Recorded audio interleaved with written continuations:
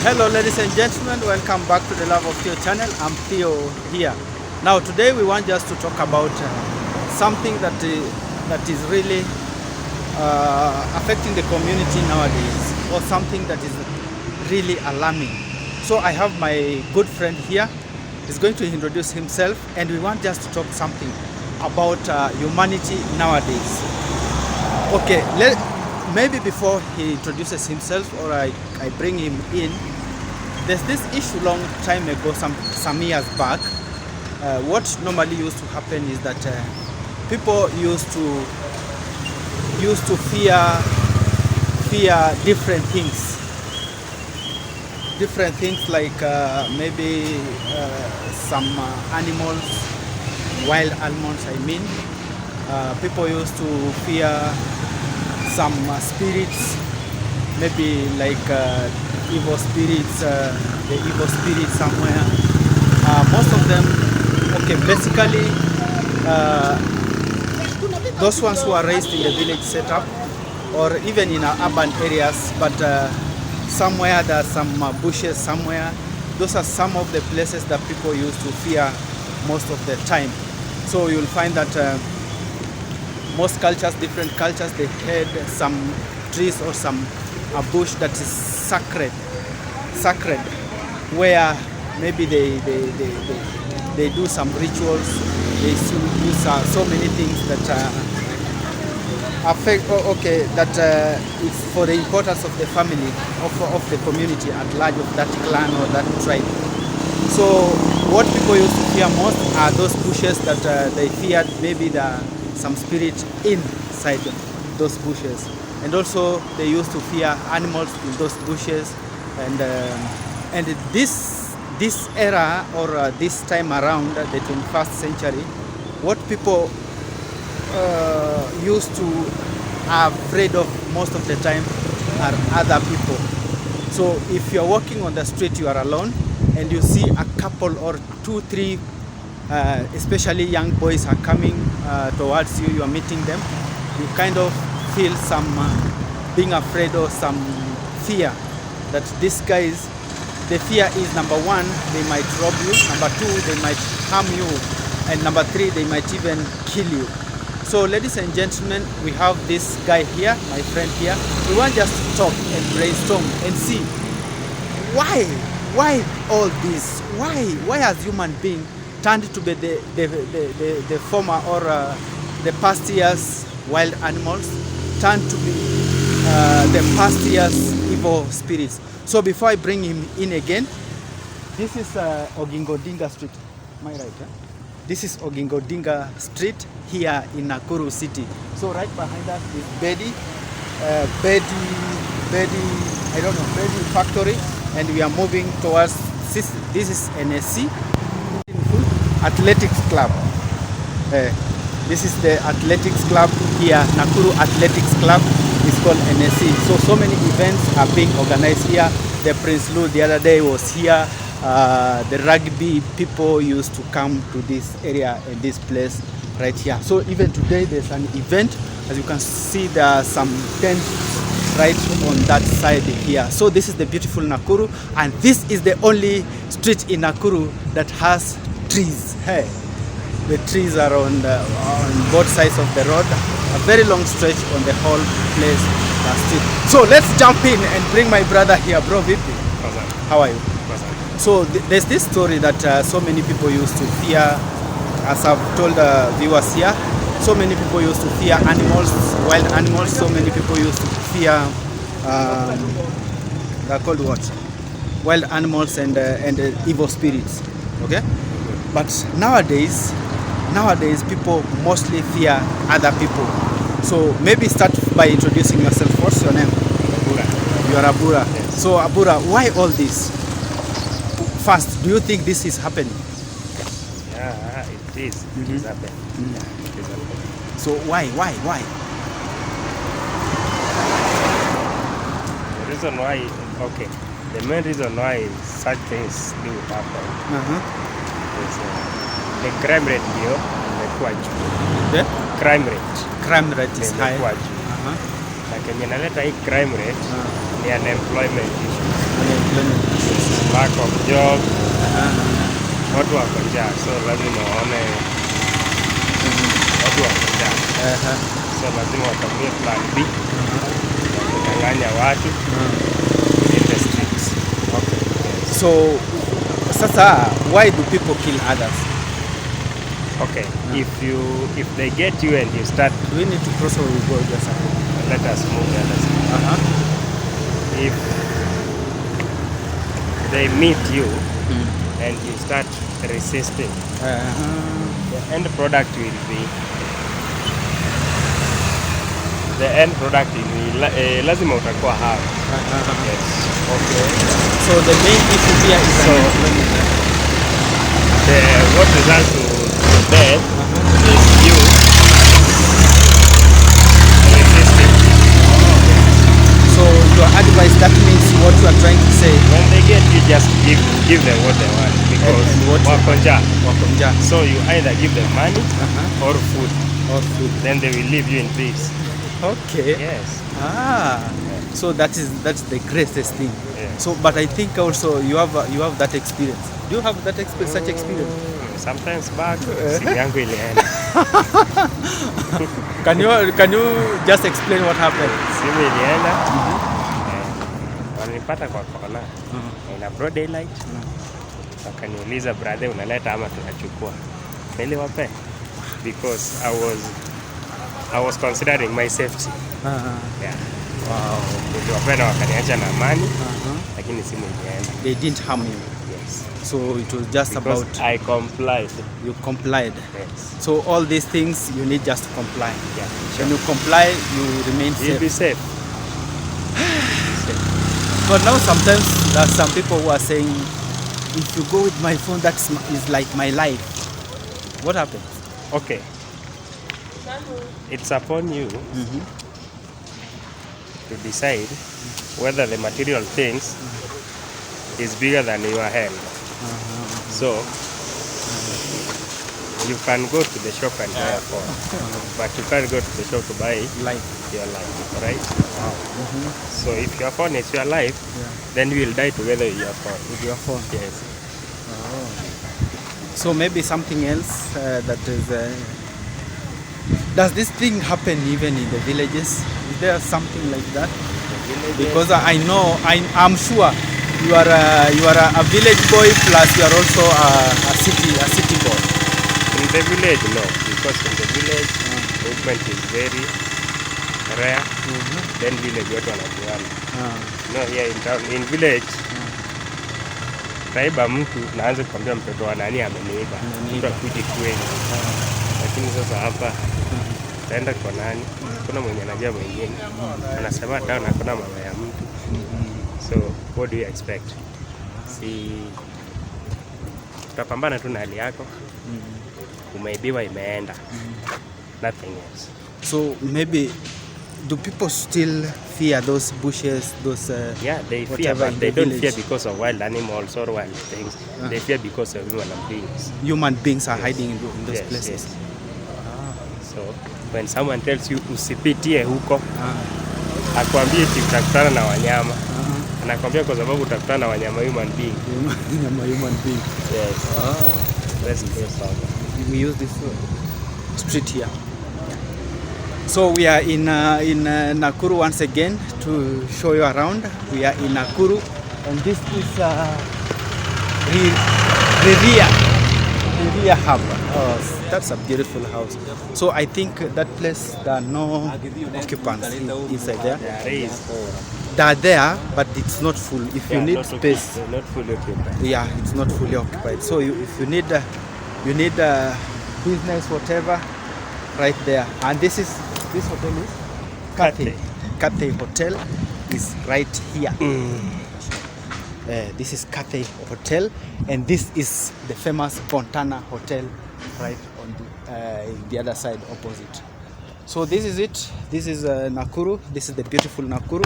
As you can see, even the development is very, very awesome. The roads are superb right here. So there are so many people who are asking, Nakuru Theater, where is it located? Iko wapi? You call somebody, you ask. So when you come from let me use this side, is more nice. So that is the end. The other side, that is Low Courts, the Nakuru Low Courts right there. The end of this street here on the other side, that is Nakuru Low Courts. So you come like a few kilometers, not even a kilometer, few meters, like 150 kilometers. This 30 kilometers to 40 meters. Oh, meters are 100. Yes, 100 meters from the Nakuru Low Courts to this beautiful place here called Nakuru Players Theatre. So this is the Nakuru Players Theatre, or just opposite Bontana Hotel on this street right here. So ladies and gentlemen, next time don't ask me again, where is this Nakuru Players Theatre? So this is the place, that's the Nakuru Players Theatre here. It's somehow hidden, but it's a beautiful place. Back to our story. Bura. Sasa, we have talked about that. So maybe considering, are there still those bushes, those shrines around maybe in your village? In villages haziisha. But in town zinakuwa occupied na manyumba. So is receiving a call. We're going to continue that talk. So this is the beautiful Nakuru city. So you are saying town zimeisha? Okay, in town zimeisha because zimekuwa occupied na homes, zimekuwa occupied na rentals, as in commercial and residentials. Lakini mashamba bado ziko. Mashamba wizi si mingi kama town. Yes. So the more bushes that town that are occupied na homes and commercials, the lesser wizi it reduces. So what is the social life nowadays? Social life, because the previous years people used to meet and have a drink, have meal together. Sasa hivi vitu ni mingi, masaa ndio machache. Social life achana na. Social life achana na. Social life. Sasa hii achana na mambo na social life. Yes. Okay, it is there for those who wish to do it, but to someone like mwenye alijua kenye limtoa kwao. Okay, social life. Let's talk about the village. Bado hizo social life pia bado. The village iko, the busa and the changa. Bado ziko na hizo madens. Yeah. Oh, yes. That's awesome. Bado ziko. Na bado watu wanaburudika. Wanaburudika. But now they socialize vizuri. They know hii place na huyu, this one comes from this homestead. That one, it's not like this. In this town, when you are staying in a home like this, you don't know the next door, who is staying in the next door. Relationship ziko forgotten in this urban centers. Unaweza ishi na mtu even 5 years na mjuani. Okay. So they say this is town. So we accept that this is town. So maybe what can you tell people about social life altogether, in the history of Wizi, this about people not socializing well, social life actually, and the fear of devils and whatever plus people now. No, the fact is, unajua hii mambo na wizi city ni ya wazee. Ni ya vijana, ya vijana age of 30 downwards, 30 between 17 to 30. So ni vijana ndio warudi tu wafanye kazi, wapate kenye inaweza ikawalisha, waachane na hizi mambo za crime. Crime ni mbaya na crime kids. So it's upon vijana, mtu amke mapema, enda tafuta asali yake, akule, apambane na hali yake. Lakini ukienda utegea asali ya mwingine, Takufa na tutajua kweli. Tutajua kweli. Kama ni cemetery tutakupeleka. So it's upon vijana. Wapambane. Usifanye tujue kwenu na matanga. Usifanye tujue kwenu kwa sababu umeiba. Fanya tujue kwenu kwa sababu umegongwa na kitika gari ukitafuta. Lakini ukifinywa juu ulikuwa unaiba, tutajua kwenu na tutakula kwa matanga yako shamba. Wow. So this is the judiciary, the Nakuru law courts. So if you don't know where Nakuru law courts is, so it's just behind IEBC police station. Oh, it's behind IEBC. It is in between IEBC and the police station. Central. Yes. So between the IEBC and the police station central, and also it is what's the name of the street? The problem with Nakuru is the name of the streets are just not in paper. You cannot see where is this. Karibu na choo safi.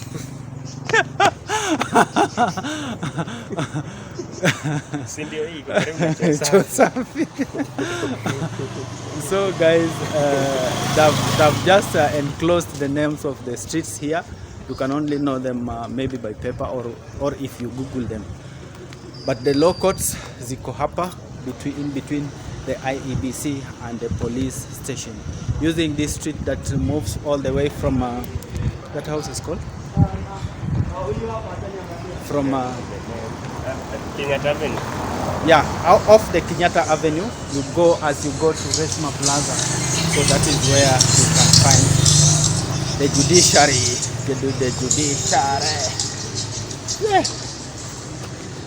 So we are moving through in this town here, Kisonga Mudogo. And also, Mavijanas, my friend says, this is Nyayo Garden. This is the IEBC we are talking about. And now that is the Nyayo Gardens, the Nakuru Nyayo Gardens. So it's a beautiful place, renovated by, was it Governor Lee Kinyanjui? The man who knew what he was doing. Governor Lee Kinyanjui. Let me not add, let me not subtract. Governor Lee Kinyanjui is saying the man who knew what he was doing. Yes, okay. yes. I digress that. Mimi Sijasema is the one who says that. So that is Nyayo Gardens. It's a beautiful and awesome place. If you want to come to Nakuru and you want to relax, you want to breathe fresh air, you want to lie on grass, you want to do what? Yes, just come to Nakuru Nyayo Gardens. Nakuru Nyayo Gardens. So there they are not allowed, you are not allowed to take videos inside unless you have a permit. And permit, yes.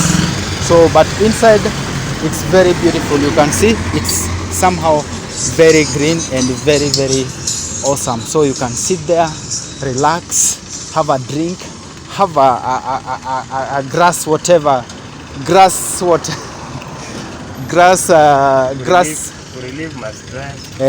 You are stressed up, you can sit right there. So it's a grass date. If you want to have a date right there, you can just sit under that the shade on top of that beautiful grass. Na life inaendelea vizuri nywe. The other side is the Zimamoto, the Kanjo side. There was Zimamoto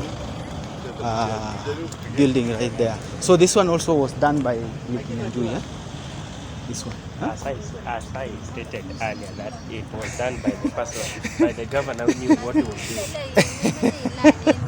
That was done by the governor who knew what he was doing. So this is the beautiful Nakuru city.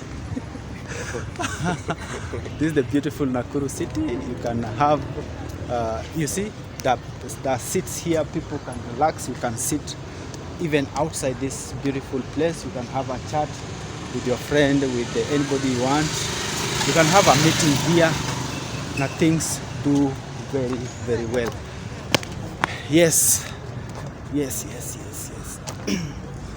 And right there, that is Merika Hotel. So you can see that is Merika Hotel. The Merika Hotel, this is where Prophet wore when he comes to Nakuru. That's his residence. That's where he takes the whole hotel, and everybody is vacated, no visitor coming in apart from him and himself with his crew.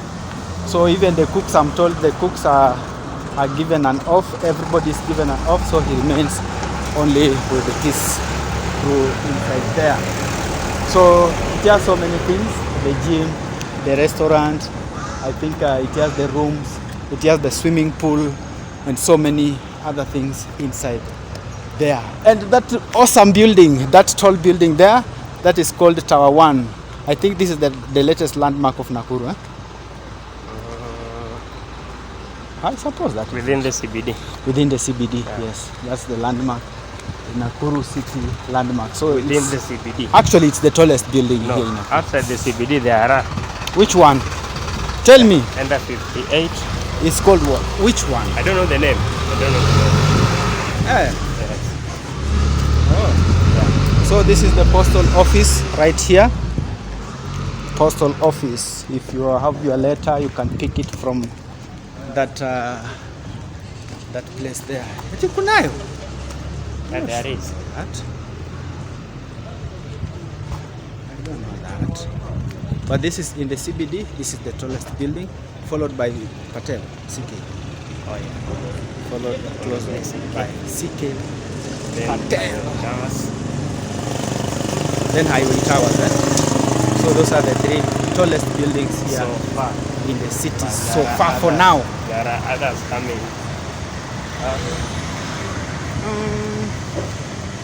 Nitakwambia offline. Niambie sahi.